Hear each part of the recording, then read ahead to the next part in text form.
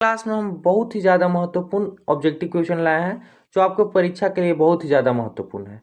तो चलिए इस क्लास को स्टार्ट करते हैं। तो आज का हमारा पहला प्रश्न है कि रक्त में ऑक्सीजन कौन ले जाता है। तो आप सभी को याद रखना कि रक्त में जो ऑक्सीजन है सो हीमोग्लोबिन के कारण जाता है। किसके कारण? हीमोग्लोबिन के कारण। और यहाँ से याद रखिएगा कि रक्त एक प्रकार का उत्तक है। क्या है? उत्तक है। और कैसा उत्तक है? तो तरल संयोजी उत्तक है। ठीक है, रक्त एक प्रकार का तरल संयोजी उत्तक है। ठीक है, समझ गए? किसी को दिक्कत नहीं होगा। फिर आगे है कि पौधे में जल का परिवहन किससे होता है। तो पौधे में जल का परिवहन जाइलम से होता है। किससे होता है? जाइलम से होता है। पौधों का परिवहन तंत्र दो ठो होता है, जाइलम और फ्लोएम। जो कि जल का परिवहन करने वाला, एक दूसरे को पहुंचाने वाला जाइलम होता है। और फ्लोएम जो है से फल यानी भोजन का परिवहन कराता है। ठीक है, समझ गए? जाइलम का परिवहन कौन कराता है? सॉरी, जल का परिवहन कौन कराता है? तो जाइलम। ठीक है, फिर आगे प्रश्न है कि भोजन का परिवहन किससे होता है। तो फ्लोएम से होता है। किस किस से होता है? फ्लोएम से होता है। फिर अगला प्रश्न है कि उत्सर्जन का मुख्य अंग क्या है। तो मनुष्य में उत्सर्जन का मुख्य अंग जो है सो वृक्क है। क्या है? वृक्क है। समझ गए? वृक्क है, सो उत्सर्जन का मुख्य अंग है। फिर आगे है कि मानव में वृक्कों की संख्या कितनी होती है। तो सबको ही जानते हैं कि मानव में वृक्कों की संख्या कुल 2 होती है। कितने? 2 होती है। फिर अगला प्रश्न है कि तंत्रिका कोशिका को क्या कहते हैं। तो तंत्रिका कोशिका को न्यूरॉन कहते हैं। क्या कहते हैं? न्यूरॉन तंत्रिका कोशिका को कहा जाता है। ठीक है, अगला फिर प्रश्न है, यह सभी प्रश्न बहुत ही ज्यादा महत्वपूर्ण है, याद रखिएगा। अगला फिर प्रश्न है कि हार्मोन किस ग्रंथि से निकलते हैं। तो हार्मोन अंतःस्रावी ग्रंथि से निकलते हैं। किस ग्रंथि से? अंतःस्रावी ग्रंथि से हार्मोन निकलते हैं। ठीक है, फिर अगला प्रश्न है कि वृद्धि हार्मोन किससे स्रावित होता है। वृद्धि हार्मोन किससे स्रावित होता है। तो वृद्धि हार्मोन पीयूष ग्रंथि से स्रावित होता है। किससे स्रावित होता है? पीयूष ग्रंथि से स्रावित होता है। ठीक है, फिर अगला प्रश्न है कि मधुमेह रोग किस हार्मोन से जुड़ा हुआ है।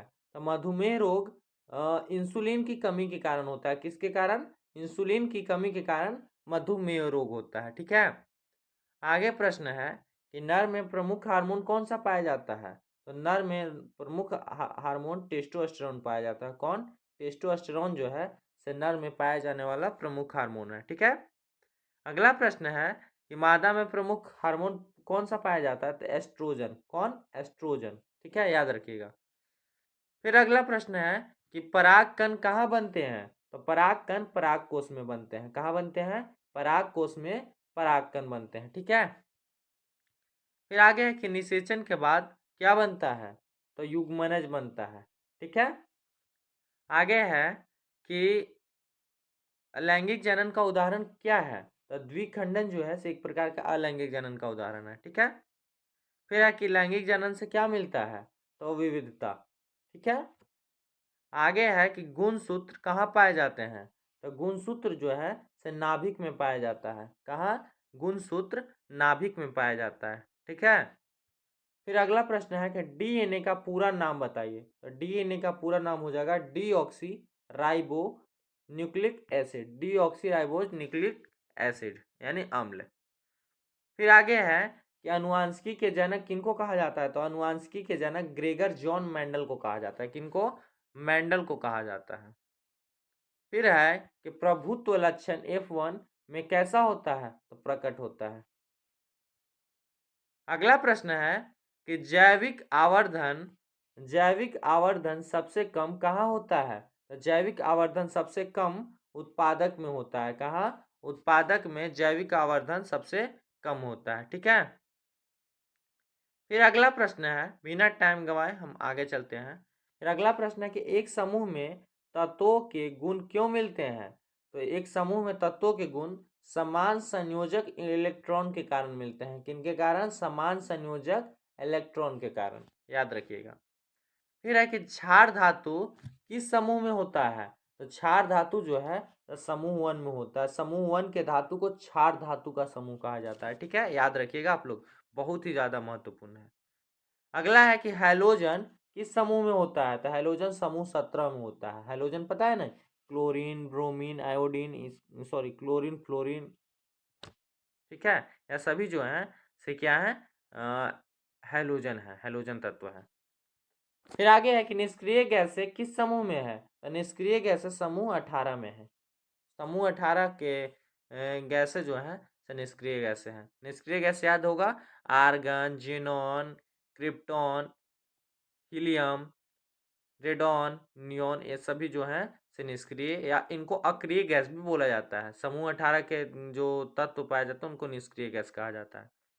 फिर है कि पौधों में भोजन कहाँ बनता है? तो पौधों में भोजन पत्तियों में बनता है। कहाँ बनता है? पत्तियों में बनता है भोजन। आगे है कि क्लोरोफिल का रंग कैसा होता है? तो क्लोरोफिल, जिसका नाम हिंदी में हरित लवक, उसका रंग होता है हरा। अब क्लोरोफिल के कारण ही पत्तियों का रंग जो है से हरा होता है। आगे है कि श्वसन की इकाई क्या है? तो श्वसन की इकाई कोशिका है।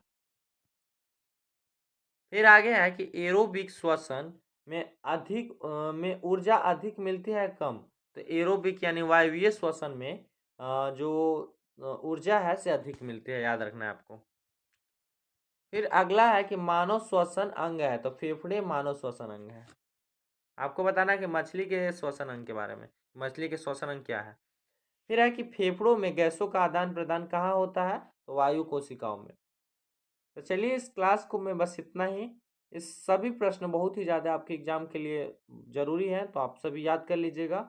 अगर इस क्लास से आपको कोई डाउट होगा तो कमेंट करके पूछ सकते हैं। तो चलिए, इस क्लास को यहीं पर बंद करते हैं, मिलते हैं अगले क्लास में। तब तक के लिए जय हिंद, जय भारत।